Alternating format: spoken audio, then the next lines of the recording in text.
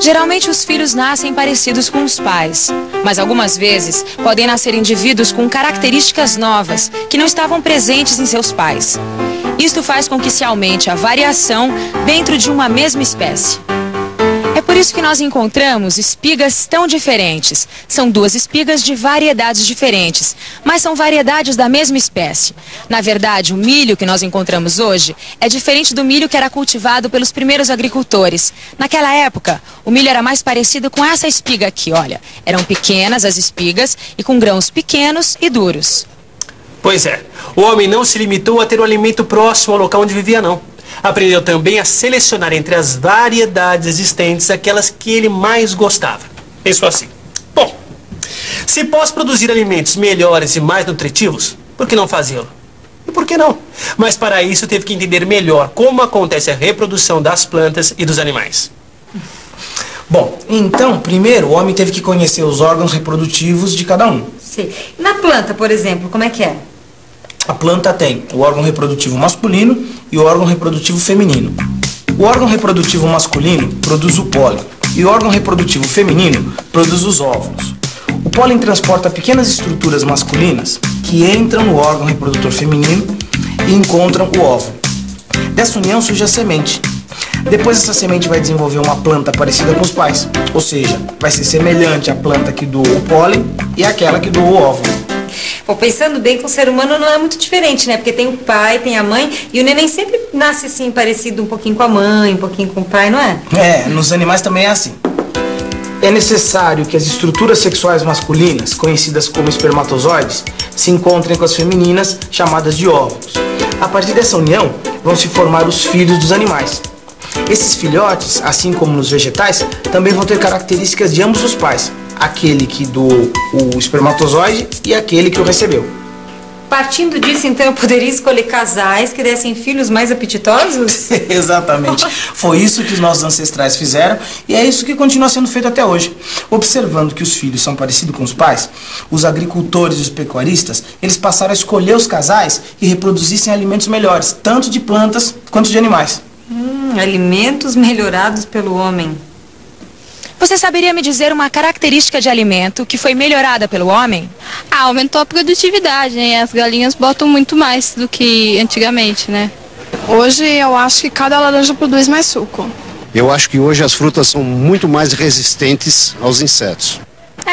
Escolhendo as características animais e vegetais que eram mais úteis para o ser humano, os agricultores e pecuaristas conseguiram produzir alimentos melhores para o consumo.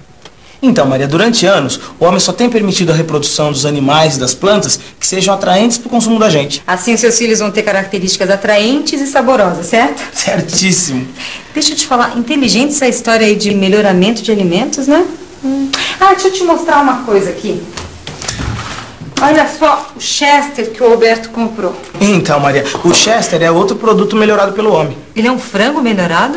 É, porque na verdade o Chester ele tem o peito e as coxas muito maiores do que o de um frango comum, né? Aliás, as características do Chester são tão alteradas que ele depende totalmente do criador para viver. Porque como ele é praticamente só peito e coxa, ele não consegue nem andar direito. Coitado, viu? Mas quer saber de uma coisa? Infelicidade de uns, felicidade de outros. Porque o Alberto vai adorar esse Chester com essas coxas, esse peito suculento. Outro exemplo de melhoramento de animais você encontra na criação de gado.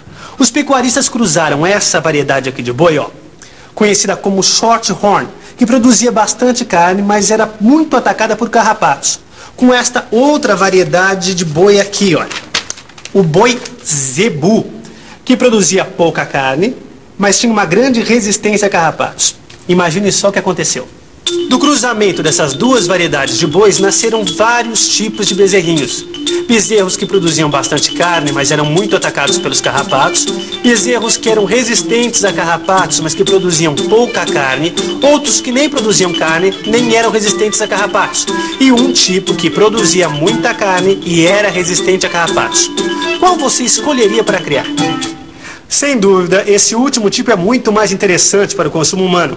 Então, o que os pecuaristas fizeram? Passaram a usar para a reprodução nos currais apenas animais desse tipo. Sabe o que aconteceu? Depois de algumas gerações, acabou surgindo uma nova variedade de boi, a Santa Gertrudes, que além de uma grande produção de carne, é muito resistente aos carrapatos. Esse tipo de melhoria das espécies animais e vegetais foi tão utilizada na agricultura e pecuária que hoje em dia é muito difícil você comer um alimento que não tenha sido melhorado.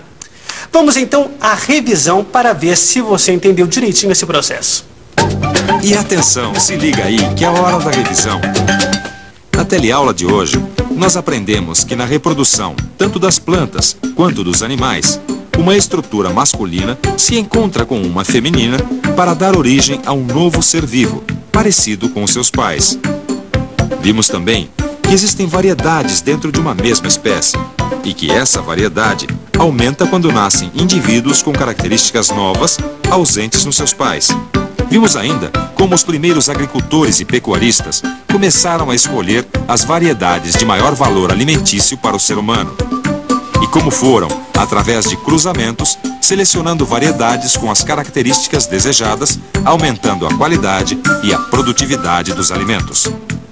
Não é interessante ver como o homem, observando a natureza, aprendeu o suficiente para domesticar plantas e animais? Pense nisso e até nossa próxima teleaula com assuntos super interessantes. Tchau!